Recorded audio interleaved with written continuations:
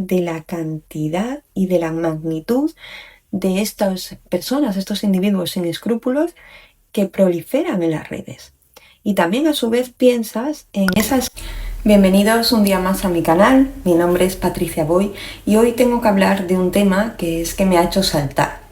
Y es que estoy viendo muchos reels, muchos shorts en diferentes canales que dicen que en el autismo no existen las crisis ni el meltdown, que son simplemente malas conductas y que la solución es ignorarlas.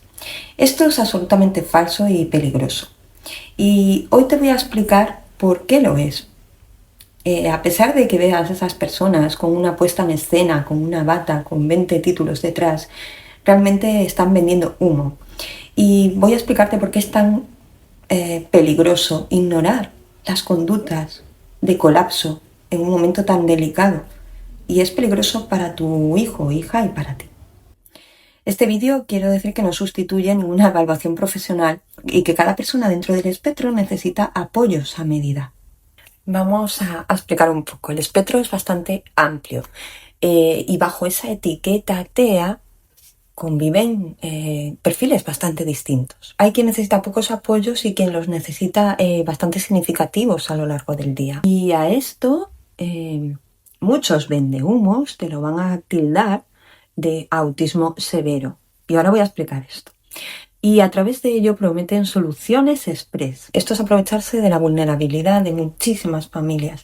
Y quiero poner orden en esto. Vamos con las definiciones reales.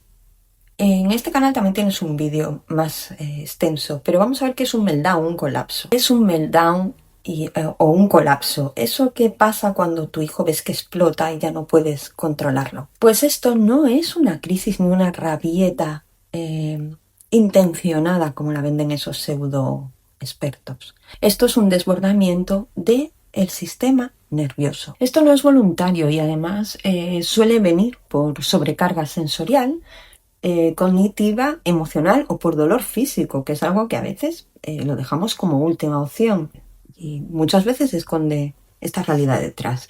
Después tenemos el shutdown o apagón, ese colapso que es hacia adentro, es silencio, inmovilidad, congelación, esconderse, pues es igual de serio que el meltdown.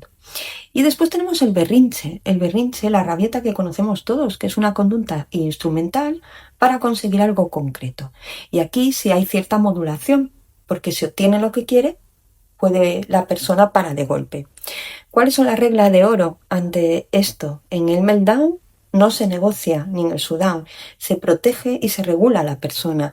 Y el berrinche pues se trabaja con límites y calmas y enseñanzas posteriores. Y ahora veamos qué pasa en el cuerpo. La neurobiología un poquito en cristiano para que lo entendamos todos. En un meltdown se activa esa lucha, esa huida, esa congelación.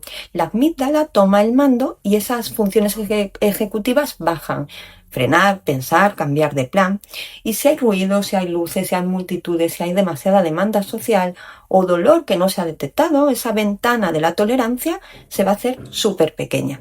También tenemos el sistema interoceptivo que juega un papel bastante importante en esto, porque a veces cuesta notar hambre, notar sed, náuseas o dolor. Y si el cuerpo no está avisando bien, esta explosión o este colapso se puede dar. ¿Cuál es la traducción de todo esto? Pues hablar mucho, razonar o castigar en pleno meltdown, en pleno colapso, no funciona y además va a empeorarlo. Otra de las preguntas, ¿cuáles son esos desencadenantes más frecuentes que hacen que se produzca este estallido? Pues el sensorial, como los ruidos continuados. Y cuando hablo de ruidos continuados me refiero a esos ruidos que para nosotros y para nuestra percepción, cuando no estamos dentro del espectro, son ruidos naturales que pasan incluso desapercibidos, pero que para la persona dentro del espectro acaban siendo ayudando a saturar y a colapsar ese sistema nervioso. También pues la incertidumbre, esos cambios sin anticipación, esas esperas, esos imprevistos. Y aquí quiero explicar, cuando hablamos de esperas, no estamos hablando de esperar la hora para salir al parque o esperar la hora para ir a un evento. Podemos hablar de esperas emocionales. Aquí voy a hablar un poquito en primera persona sobre la vivencia con mi hijo y en En esta etapa en la que se encuentra, él puede colapsar por esperas emocionales. ¿A qué me refiero? Esperas de un hiperfoco, ya puede ser con una persona o con otra, o un objeto u otra cosa, en el que él está esperando encontrar a una persona en específico, pero no sabe nada de esa persona hace tiempo. Y esa espera y el no poder localizarla y no saber cuándo la va a volver a ver, hace que se produzca una espera y una incertidumbre que no puede o no sabe gestionar ni tolerar. Y esto, a pesar de explicarlo y entrenarlo e intentar dar una explicación amoldándonos a su comprensión cognitiva y a sus necesidades de apoyo, al final lo que le pasa es que no puede tolerar no tener una respuesta clara, no tener una fecha fija de cuándo va a ver a esa persona. Normalmente nosotros, las personas que no estamos dentro del espectro, pues sabemos que podemos encontrar a fulanito pues un día por suerte, ¿verdad? Y decimos, vaya, cuánto tiempo sin verte, qué de tiempo. Y no sabemos cuándo lo vamos a volver a encontrar o cuándo lo vamos a volver a ver, pero eso no nos supone ansiedad ni incertidumbre, a no ser que sea un contexto específico o en un terreno sentimental, pero cuando podemos gestionar esa espera, de hecho ni lo pensamos, decimos, bueno, pues ya lo veremos cuando toque, o si no, no lo vemos más, que también es una probabilidad. Esta probabilidad y este pensamiento en el espectro autista no tiene cabida. Es muy complicado de gestionar. Entonces, pues esto sería también una espera, que a veces no tiene que ver con la espera del reloj, a las 7 me voy, no. Un tipo de espera que no podemos ayudar a gestionar bien y que a veces, a pesar de todos los esfuerzos, no conseguimos ayudarle en ese momento. Indigna muchísimo porque lo vivimos en primera persona y porque lo vemos a lo largo de los años a nivel profesional. Por eso me parece increíble lo de estos personajes llamados expertos. También una demanda ejecutiva, porque hay demasiadas instrucciones, transiciones rápidas. Las normas sociales también son desencadenantes. Una conversación sostenida, un masking, mirar, sonreír, saludar. Y algo importante, fisiológico, puede verse a sueño, a hambre, a dolor, una otitis, a la medicación. Una acumulación de microestresores a lo largo de todo el día. En necesidades de apoyo más, como puede ser el nivel 2, a veces es muy común ver ese monotropismo o hiperfoco, también en el 1 y en el 3, pero en este la mente se engancha en esa sola idea y ahí la rigidez cognitiva hace que esperar, posponer o cambiar de plan sea todo un reto para ellos. Y además si ahí tenemos ruidos, prisas, hambres, dolor o aparece una repetición insistente de la misma petición por parte de nuestros hijos, urgencia por conseguir eso ya, como comentaba, y si el entorno responde con un no tajante o con más demandas, pues el sistema nervioso se desborda y viene el colapso. Pero el meltdown, insisto, no es una rabieta, no es manipulación, es un sistema nervioso, como comentaba, desbordado. ¿Por qué ignorar es un mal consejo? Y esto es muy importante que lo tengáis en cuenta. Perdón por los golpes que están haciendo obras. Ignorar un meltdown, como nos recomiendan esos expertos, pseudoexpertos, es aumentar ese colapso. Aumentar el riesgo de lesión, romper el vínculo con la persona de referencia y puede generar traumas. Además, estás tapando causas médicas, lo que se llama eclipsamiento diagnóstico, que lo estoy comentando mucho últimamente, que se etiqueta como conducta algo que puede ser un dolor físico y esto conlleva riesgos. Ignorar selectivamente puede servir en berrinches instrumentales muy concretos, pero no en un meltdown, no en un colapso en una persona autista. Algunos pseudoexpertos utilizan estos vídeos virales de personas dentro del espectro autista en pleno colapso, en pleno meltdown. Y muchas veces estos vídeos son grabados y subidos por las familias. Ellos los van a utilizar como gancho para decirte que esto es una mala conducta y vender su método milagro. ¿Por qué es tan deshonesto esto? Porque está descontextualizando, vulnerando la privacidad, prometiendo atajos que van a escalar ese meltdown y además aprovechándose de la desesperación de las familias. Te voy a dar red flags, señales de humo de esta gente. Pues ellos utilizan el éxito igual a silencio y obediencia. Te dicen que te dan garantías en X días determinados, no valoran el perfil sensorial, la salud de la persona, el entorno, descalifican a profesionales que llevan años y además venden todo esto con un drama excesivo, un poco de show. No caigas ahí, porque dentro del espectro no hay atajos, hay comprensión, prevención y apoyos muy bien puestos, muy bien ajustados a la persona. Otra es la ética y la privacidad. Y esto es un tema delicado. Por favor, no subas meltdowns a redes. No es ético exponer a nadie en su momento más vulnerable. Grabar sí que puede ayudar a comprender y a ver una realidad, pero solo cuando es en la privacidad para un equipo profesional, sin el rostro, sin los datos identificables de tu hijo y con un consentimiento cuando procede.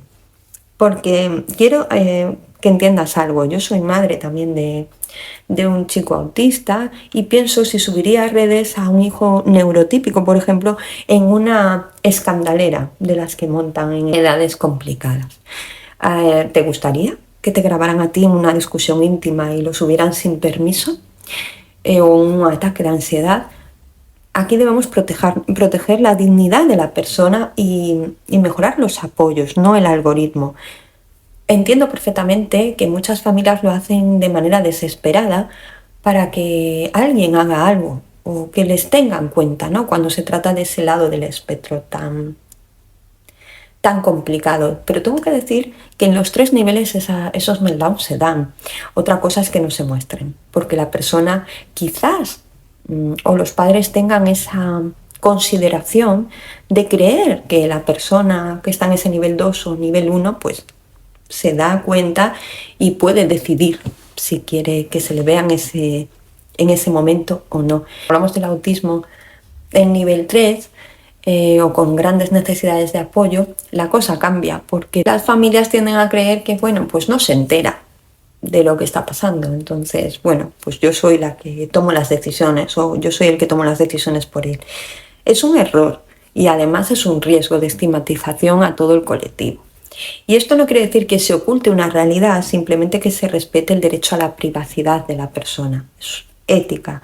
Y no estoy juzgando para nada, porque a veces las familias se encuentran muy desesperadas y tienen que acudir a medios de comunicación para que hagan algo por sus hijos, para que tomen medidas, para solicitar centros, para solicitar ayudas en ese aspecto. Y esto es comprensible.